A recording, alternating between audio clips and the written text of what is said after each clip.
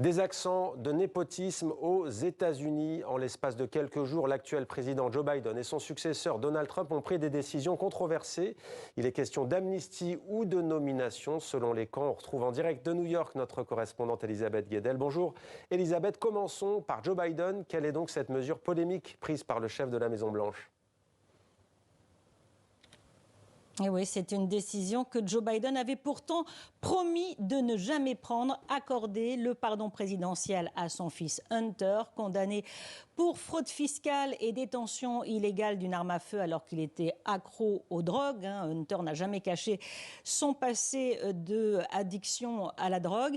Le président américain a pris cette décision alors qu'il passait le week-end de Thanksgiving en famille dans le Massachusetts, loin de Washington. Et dans un communiqué, il reconnaît qu'il a agi en tant que père, qu'il a beaucoup hésité, mais qu'il estime son fils accusé, poursuivi de façon, je cite, sélective et injuste. Pourtant, ces deux affaires ont été enquêtées par un procureur indépendant. Alors, ce qui surprend beaucoup, en plus de cette décision, c'est surtout que ce pardon présidentiel est appliqué dans le sens le plus large possible, c'est-à-dire qu'il s'applique sur les 10 dernières années.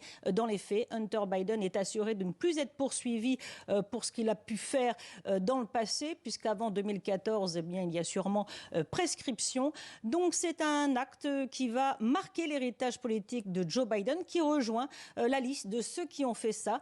Donald Trump, il faut s'en souvenir, avait accordé le pardon présidentiel au beau-père de sa fille Ivanka dans une affaire lors du premier mandat. Et Charles Kushner, donc, pour le nommer, Elisabeth, un nom qui revient au devant de l'actualité.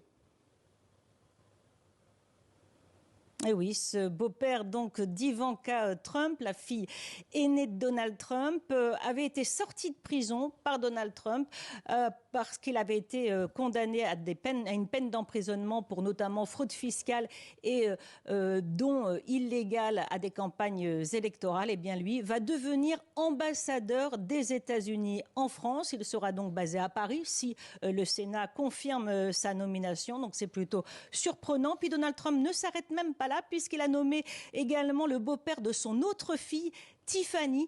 Il s'agit de Massad Boulos, qui est un Libanais, et lui, il va être chargé des affaires du monde arabe et du Moyen-Orient. C'est un Libanais dont la famille est très liée au monde politique à Beyrouth. Donc on voit qu'il y a ces nominations familiales qui suscitent beaucoup de commentaires ici aux États-Unis.